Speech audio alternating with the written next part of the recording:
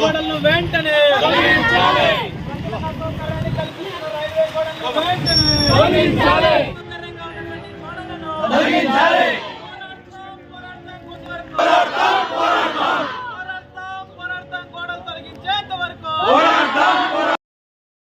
గుంటకల్ పట్టణంలో రైల్వే ప్రాంతము అతి పెద్ద ప్రాంతము.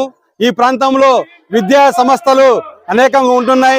చర్చ్ స్కూలు, అదేవిధంగా Saint Joseph high school, Chandamama high school, railway high school, ఈ సెంట్రల్ స్కూలు, రకరకాల విద్యా సంస్థలు ఉన్నాయి. ఈ విద్యా సంస్థలన్నింటిలో కూడా అనేక మంది బయట నుంచి ఉన్నటువంటి ఎంప్లాయీస్ వాళ్ళ పిల్లలు, ఇతరుల పిల్లలందరూ కూడా చదువుతున్నారు.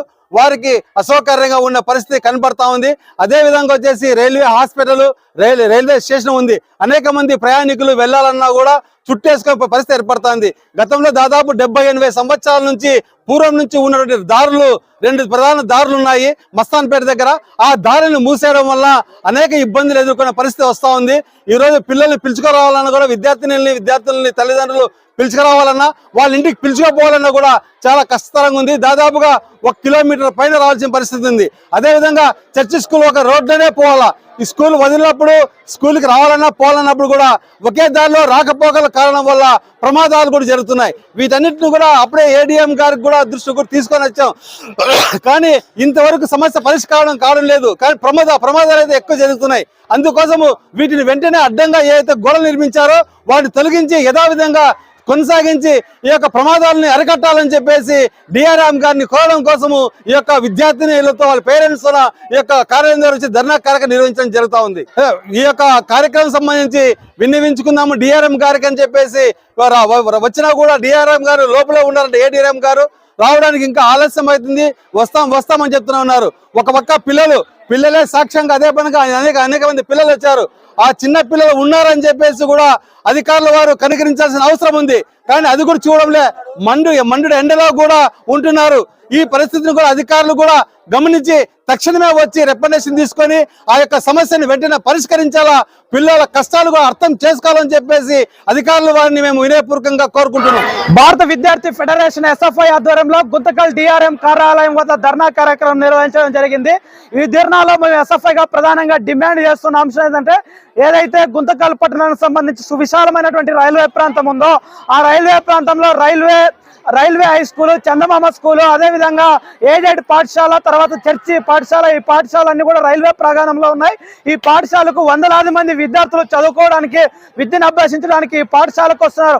వచ్చేటువంటి సందర్భంలో ఏదైతే ప్రజలకు అదేవిధంగా రైల్వే ప్రాంగణానికి ఉన్నటువంటి మధ్యలో ఒక రైల్వే డిఆర్ఎం గారు ఒక 20 రోజుల క్రితం కాంపౌండ్ వాల్ నిర్వహించడం జరిగింది. ఈ కాంపౌండ్ వాల్ నిర్మాణం వల్ల విద్యార్థుల తల్లిదండ్రులు తీవ్రమైనటువంటి ఇబ్బందులు ఎదుర్కొంటూ ఈ పాఠశాల కావాలంటే దాదాపు 2 కిలోమీటర్లు రౌండ్ వేసుకొని రావాల్సినటువంటి పరిస్థితి ఈ రోజు ఏర్పడింది. వచ్చేటువంటి సందర్భంలో చాలా ప్రమాదాలు విద్యార్థులకు జరిగాయి. దాంతోపాటు విద్యార్థుల తల్లిదండ్రులకు కూడా ప్రమాదాలు జరిగేటువంటి ఆవశ్యకత చాలా సందర్భాల్లో జరిగింది. కాబట్టి రైల్వే డిఆర్ఎం గారు వెంటనే స్పందించి విద్యార్థుల తల్లిదండ్రులకు ఇబ్బంది కలిగించేటువంటి కాంపౌండ్ వాల్స్ తొలగించి విద్యార్థులు సంరక్షణగా చదువుకునేటువంటి అవకాశం కల్పించాలని ఈ సందర్భంగా మేము డిమాండ్ చేస్తున్నాం. రైల్వే అధికారులు స్పందించకపోతే, కాంపౌండ్ వాల్స్ తొలగించకపోతే భారత విద్యార్థి ఫెడరేషన్ ఎస్ఎఫ్ఐ ఆధ్వర్యంలో విద్యార్థులను కలుపుకొని పెద్ద ఎత్తున ఆందోళన కార్యక్రమాలు నిర్వహిస్తామని ఈ సందర్భంగా డిమాండ్ చేస్తాం. గుంతకల్ పట్టణంలో నుండి పోటర్ లైన్, భాగ్యనగర్ సర్కిల్ నుంచి ఈ రోజు అనేక మంది విద్యార్థులు, ఉద్యోగులు, ప్రజలు అందరూ కూడా నిత్యం రైల్వే కార్యాలయంలో పనిచేసేవారు కానీ, లేదంటే చదువుకునే విద్యార్థులు కానీ అనేక రకాలుగా తమ అవసరాల కోసం ప్రజలందరూ నిత్యం రైల్వే పరిసరాలకు వస్తుంటారు. కానీ ఈ రోజు రైల్వే సంస్థలో ఈ రోజు డిఆర్ఎం గారు ఎవరు కూడా ప్రవేశించకుండా, ఇతరులు ప్రవేశించకుండా ఈ రోజు మొత్తం ఎక్కడికెక్కడ అడ్డగోళ్లు నిర్మించి విద్యార్థులకు, ప్రజలకు అసౌకర్యంగా కనిపించే పరిస్థితి చూస్తున్నాం. అందుకని ఈ రోజు గతంలోనే 2 దఫాలుగా అధికారులకు విన్నవించినా ఏమాత్రం స్పందించిన పరిస్థితి లేదు. మరి ఈ రోజు పెద్ద ఎత్తున విద్యార్థులు, ప్రజలు, తల్లిదండ్రులు అందరూ కలిసి ఈ రోజు ప్రజా సంఘాలుగా ఆందోళన చేస్తుంటే దాదాపు గంట సేపు అయినా ఇంతవరకు రైల్వే అధికారులు స్పందించినట్టు పాపాన పోలేదు. ఎర్రటి ఎండలో కూడా ఈ రోజు విద్యార్థులు మా గోడని వినిపించండి, మా గోడను ఆలకించండి, మా సమస్యను పరిష్కరించండి అని చెప్పేసి పెద్ద ఎత్తున విద్యార్థులు అందరూ కూడా ఓవైపు ఆందోళన చేస్తున్నారు. మరి రైల్వే అధికారులు మాత్రం లోపలికి ప్రవేశించకుండా ఈరోజు గేట్లు అడ్డు వేసి ఈరోజు మా సంస్థానంలోకి ఎవరు రాకూడదు అన్నట్టుగా ఓ నిరంకుశ పద్ధతిలో ఈరోజు ఆ రకంగా అడ్డు వేసే పరిస్థితి కనబడుతుంది. కాబట్టి ఇప్పటికైనా అధికారులు, మరి రైల్వే యంత్రాంగం అంతా కూడా స్పందించి విద్యార్థులకు ప్రజలకు అందరికీ సౌకర్యంగా యథావిధంగా గతంలో దాదాపు స్వతంత్రం కంటే ముందు నుంచి ఈరోజు దారులు ఉండేవి. కానీ ఈరోజు రైల్వే అధికారులు ఏకపాటిగా ఎవరు అబ్బాయిలు తీసుకున్నా ఈరోజు ఆకరంగా అడ్డంగా నిర్మించిన పరిస్థితుంది. కాబట్టి ఇప్పటికైనా అధికారులు అందరూ కూడా స్పందించి విద్యార్థులకు ప్రజలకు అన్ని రకాలుగా యథావిధిగా కొనసాగించే విధంగా తగు చర్యలు తీసుకోవాలని చెప్పేసి ఈరోజు ప్రజా సంఘాలుగా మేము కోరుతా ఉన్నాం. మనము ఏడీఆర్ఎం గారు వాళ్ళని కలవడం జరిగింది. వాళ్ళే బయటకు వచ్చారు.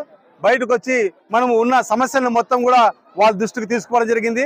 ఆ సమస్యల్ని పొందుపరిచిన రికమెండేషన్ కూడా అధికారులు వారికి అందజేయడం జరిగింది. వాళ్ళు దాన్ని చూశారు, చదివారు కూడా. చదివి కూడా మీకు అనుకూలమైన రిజల్టే మేము తీసుకొని వస్తాము, వీలైన త్వరగా మీకు దాన్ని క్లియర్ చేసిస్తామని చెప్పేసి అధికారులు వారు చెప్పారు. వాళ్ళకి ప్రత్యేక ధన్యవాదాలు తెలియజేసుకుంటున్నాం.